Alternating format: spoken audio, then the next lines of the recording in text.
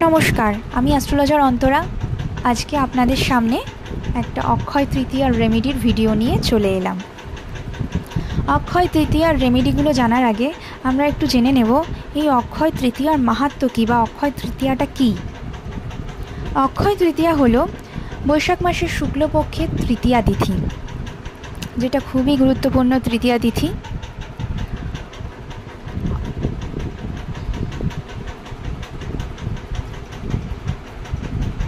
অক্ষয় শব্দের অর্থ হলো যা কখনো ক্ষয়প্রাপ্ত হয় না। আর এই তিথির থেকে যে আমরা ফল লাভ করি সেই ফলও কখনো ক্ষয়প্রাপ্ত হয় না। প্রাচীন কাল থেকে মনে করা হয় যে এই পবিত্র তিথিতে যে কোনো শুভ কাজ সম্পন্ন করলে সেই শুভ কাজের ফল অনন্তকাল ধরে অক্ষয় হয়ে থাকে। তাই এই তিথিতে সারা দিন ধরে, মানে অক্ষয় তৃতীয়ার সারাটা দিন ধরে যে কোনো শুভ কাজের জন্য উপযুক্ত এবং সারা দিন ধরে যে কোনো শুভ কাজ সম্পন্ন করা যেতে পারে।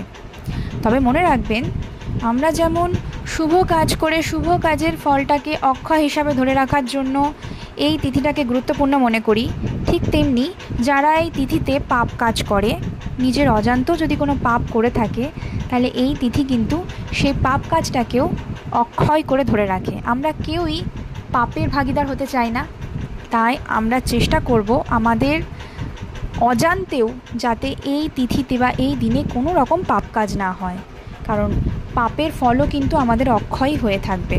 তাই আমরা চেষ্টা করব শুধু পুণ্য ফলগুলো যেন অক্ষয় হোক, আমরা পুণ্যের কাজই করব এই তিথিতে। তো যাই হোক, এই তিথিতে যে সকল তাৎপর্যপূর্ণ ঘটনা ঘটেছিল বা এই তিথির যে কারণে এত মাহাত্ম্য, সেই কারণগুলো আমরা জেনে নিই। এক হচ্ছে, এদিন ভগবান বিষ্ণুর ষষ্ঠ অবতার ভগবান পরশুরামের এই পৃথিবীতে আবির্ভাব হয়েছিল। তাই আমরা এই তিথিটাকে অক্ষয় তৃতীয়া তিথি ছাড়াও ভগবান পরশুরামের আবির্ভাব তিথি বা জন্মতিথি হিসাবেও জেনে থাকি। আবার এই তিথিতে দেবী অন্নপূর্ণারও আবির্ভাব ঘটেছিল। এই তিথিতেই সত্যযুগ শেষ হয়ে ত্রেতা যুগের সূচনা হয়। আবার এই অক্ষয় তৃতীয়া তিথিতেই ত্রেতা যুগ শেষ হয়ে দ্বাপর যুগের সূচনা হয়েছিল। এই তিথিতে রাজা ভগীরথ গঙ্গা দেবীকে মর্তে নিয়ে এসেছিলেন। গঙ্গা দেবীরও এই তিথিতে মর্তে আগমন ঘটে। আবার এই তিথিতেই কুবের রাজ, যিনি রাবণের ভাই, তিনি কুবেরের তপস্যায় তুষ্ট হয়ে মহাদেব তাকে অতুল ঐশ্বর্য প্রদান করেছিলেন। তাই বলা হয় এই দিনেই কুবেরের লক্ষ্মী লাভ হয়েছিল। তাই এই কারণেই এই দিন বৈভব লক্ষ্মীরও পুজো করা হয় এবং বৈভব লক্ষ্মীর পুজো এই দিন করা হলে গৃহের শ্রীবৃদ্ধিও ঘটে। এদিন ভক্তরাজ সুদামা শ্রীকৃষ্ণের সাথে দ্বারকায় দেখা করতে এসেছিলেন খানিকটা চাল ভাজা নিয়ে, এবং বলা হয় শ্রীকৃষ্ণ তার ভক্ত বা বন্ধু যাই হোক তার থেকে সেই চাল ভাজাটি নিয়ে তার দরিদ্র হরণ করেছিলেন। এই দিনে সুদামার সমস্ত দুঃখ শ্রীকৃষ্ণ এই দিন মোচন করেছিলেন।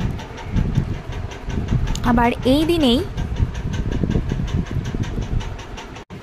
মহাভারতের দুঃশাসন দ্রৌপদীর বস্ত্র হরণ করতে যান এবং শ্রীকৃষ্ণ তাকে বস্ত্র প্রদান করেন। এতটাই বস্ত্র প্রদান করেছিলেন দুঃশাসন, আমরা জানি দ্রৌপদীর বস্ত্র হরণ করতে পারেননি। এর থেকে আমরা আর একটা জিনিস শিখি, যে দানটা যেন সুপাত্রে হয়। এই দিন দান করাও খুবই গুরুত্বপূর্ণ এবং দানের ফলও খুব অক্ষয় হয়ে থাকে। তো দানটাও যেন সুপাত্রে হয়, তার কারণ দ্রৌপদী সখা শ্রীকৃষ্ণের যখন হাত কেটে গিয়েছিল, সখা শ্রীকৃষ্ণকে হাতে তার কাপড়ের আঁচল থেকে পট্টি পরিয়ে দিয়েছিলেন। সেই কাটা জায়গাটা তিনি পট্টি দিয়ে দিয়েছিলেন তার কাপড়ের আঁচল কেটে। সেই দানটা ভগবান শ্রীকৃষ্ণকে দ্রৌপদী করেছিলেন, সুপাত্রে দান হয়েছিল এবং সেই দানটা 4 গুণ হয়ে দ্রৌপদীর কাছে ফিরে এসেছিল। ভগবান তাকে ফিরিয়ে দিয়েছিলেন 4 গুণ দান, যার জন্য সেই সামান্য টুকরো কাপড়ের 4 গুণ দান হওয়ার জন্য দুঃশাসন কিন্তু দ্রৌপদী বস্ত্র হরণ করতে পারেননি। তাই সুপাত্রে দানটাও একটা গুরুত্বপূর্ণ। এই দিনই পুরী ধামে জগন্নাথ দেবের চন্দন যাত্রা শুরু হয়। আবার এই দিনই কেদারনাথ, বদ্রীনাথ, যমুনোত্রী ধামের দরজা খোলা হয় এবং দরজা বন্ধ করার আগে যে অক্ষয় প্রদীপটা জ্বালানো হয়, 6 মাস পর এই অক্ষয় তৃতীয়ার দিন এই ধামের দরজা খোলার পর দেখা যায় ভেতরে সে অক্ষয় প্রদীপটা জ্বলেই আছে। তো এত কিছু জানলাম আমরা এই অক্ষয় তৃতীয়া তিথি সম্পর্কে, কেন এই তিথির এতটা মাহাত্ম্য, তাহলে আমরা এখন বুঝতে পারছি। এবার জানবো আমরা রেমেডি। অক্ষয় তৃতীয়ার রেমেডি হলো, অক্ষয় তৃতীয়াতে আরও একটি কাজ হয়েছিল, সেটা হচ্ছে ভগবান বিষ্ণু জবের উৎপত্তি করেছিলেন। এই জব এই অক্ষয় তৃতীয়া তিথিতেই ভগবান বিষ্ণু পৃথিবীতে উৎপত্তি করেছিলেন। তার জন্য ফার্স্ট রেমেডি বলবো, ভগবান খানিকটা জব নিয়ে এসে একটা হলুদ কাপড়ে বা হলুদ শালুতে খানিকটা জব নিয়ে তার মধ্যে রেখে তার উপরে একটা রূপোর কয়েন বা তামার কয়েন রেখে সেই হলুদ কাপড়টিকে গিঁট বেঁধে ভগবান বিষ্ণুর পায়ে দিন এবং বিষ্ণুর পুজো করুন। যদি ভগবান বিষ্ণু আপনাদের ঘরে না থেকে থাকে তাহলে মা লক্ষ্মীর পায়ে সমর্পণ করুন এবং সেখানেই মনে মনে ভগবান বিষ্ণু এবং মা লক্ষ্মী দুজনে একসাথে পুজো করুন। এই দিন গণেশ পুজোরও মাহাত্ম্য অনেক। এই দিন যে কোনো দেবতার পুজো করা যায়। এই দিন ভগবান বিষ্ণু, ভগবান গণেশ এবং মা লক্ষ্মীর পুজো একত্রে করলে গৃহে শ্রীবৃদ্ধিও বাড়ে।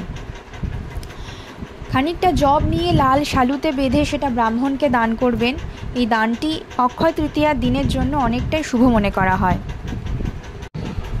এছাড়া ভগবানকে কিছু প্রসাদ চড়িয়ে বা সেই প্রসাদ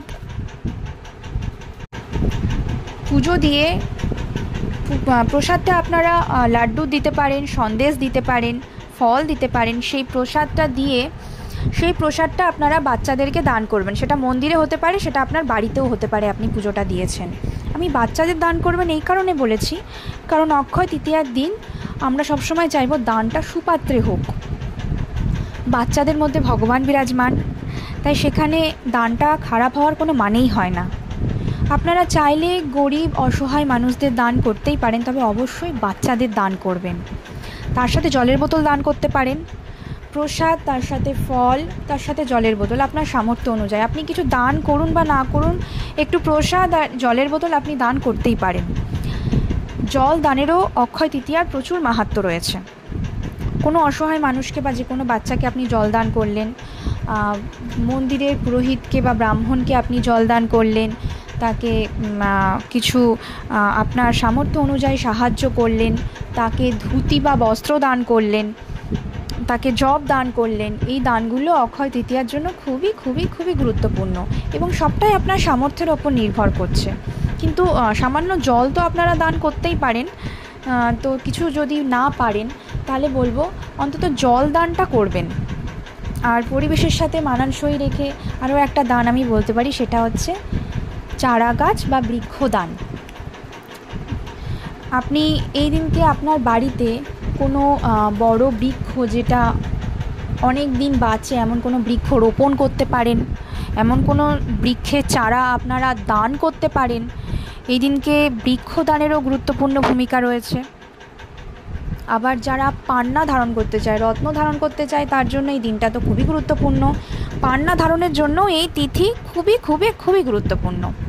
পান্না ধারণ করবেন, গণেশের বীজ মন্ত্র জপ করবেন বা গণেশের প্রণাম মন্ত্র 108 বার জপ করবেন, বুধের প্রণাম মন্ত্র 108 বার বা বুধের বীজ মন্ত্র 108 বার জপ করে আপনারা পান্না ধারণ করতে পারেন। লক্ষ্মী নারায়ণের যে প্রণাম মন্ত্র সেটা আপনারা 108 বার জপ করতে পারেন আজকে অক্ষয় তৃতীয়ার দিনে। বা আপনার যে ইষ্ট দেবতা আপনার গৃহের, সেই ইষ্ট দেবতার পুজো দেওয়ার পর সেই ইষ্ট দেবতার প্রণাম মন্ত্র 108 বার জপ করুন। জপের মাহাত্ম্য কিন্তু এই তিথিতে খুবই খুবই খুবই তাৎপর্যপূর্ণ। এই দিন কুবের রাজের লক্ষ্মী লাভ হয়েছিল। আবার শুক্রবার পড়েছে এই দিনটি, খুবই শুভ। এই দিনটিতে আপনারা লোহা, অ্যালুমিনিয়াম, স্টিল বাদ দিয়ে যে কোনো ধাতুর কিছু কিনতে পারেন, ছোট কয়েন কিনতে পারেন, সোনা, রূপো, তামা, কাঁসা বা পিতলের কিছু কয়েন আপনারা কিনতে পারেন, কি বাটি আপনারা কিনতে পারেন, ছোট কাঁসার বা পিতলের বাটি, যাই হোক সোনার কোনো অলংকার বা রূপোর কোনো অলংকার আপনারা কিনতে পারেন, যেটা আপনার গৃহে শ্রীবৃদ্ধি করবে। এবং শুধু করবে না, অক্ষয় তৃতীয়ার দিনে আপনি এটা কিনছেন মানে আপনার এই কেনাটা বা আপনার গৃহের যে শ্রীবৃদ্ধি হলো সেটা অক্ষয় হয়। অক্ষয় হয় বলে মনে করা হয় বলে এই দিনে, যেটাকে আমরা দ্বিতীয় ধানতেরাসও বলতে পারি, এই দিনে এই ধাতুর জিনিসগুলো কেনার মাহাত্ম্যও খুবই খুবই খুবই খুবই তাৎপর্যপূর্ণ।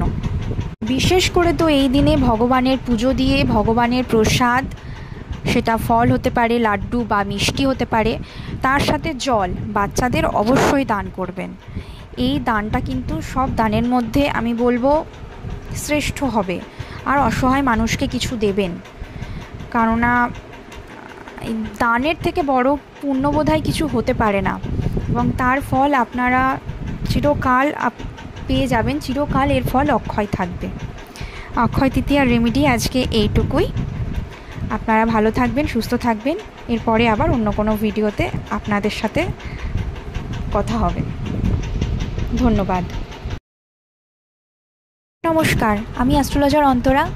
আজকে আপনাদের সামনে একটা অক্ষয় তৃতীয়ার রেমেডির ভিডিও নিয়ে চলে এলাম। অক্ষয় তৃতীয়ার রেমেডিগুলো জানার আগে আমরা একটু জেনে নেব এই অক্ষয় তৃতীয়ার মাহাত্ম্য কী বা অক্ষয় তৃতীয়াটা কী। অক্ষয় তৃতীয়া হলো বৈশাখ মাসের শুক্লপক্ষের তৃতীয়া তিথি, যেটা খুবই গুরুত্বপূর্ণ তৃতীয়া তিথি।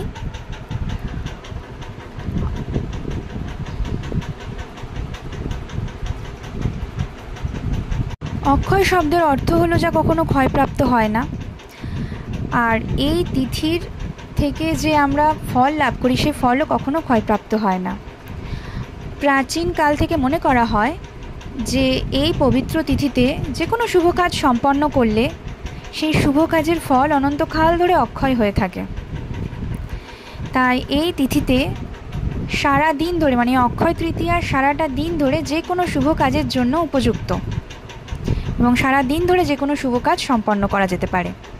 তবে মনে রাখবেন, আমরা যেমন শুভ কাজ করে শুভ কাজের ফলটাকে অক্ষয় হিসাবে ধরে রাখার জন্য এই তিথিটাকে গুরুত্বপূর্ণ মনে করি, ঠিক তেমনি যারা এই তিথিতে পাপ কাজ করে, নিজের অজান্তেও যদি কোনো পাপ করে থাকে, তাহলে এই তিথি কিন্তু সেই পাপ কাজটাকেও অক্ষয় করে ধরে রাখে। আমরা কেউই পাপের ভাগিদার হতে চাই না, তাই আমরা চেষ্টা করব আমাদের অজান্তেও যাতে এই তিথিতে বা এই দিনে কোনো রকম পাপ কাজ না হয়, কারণ পাপের ফলও কিন্তু আমাদের অক্ষয় হয়ে থাকবে।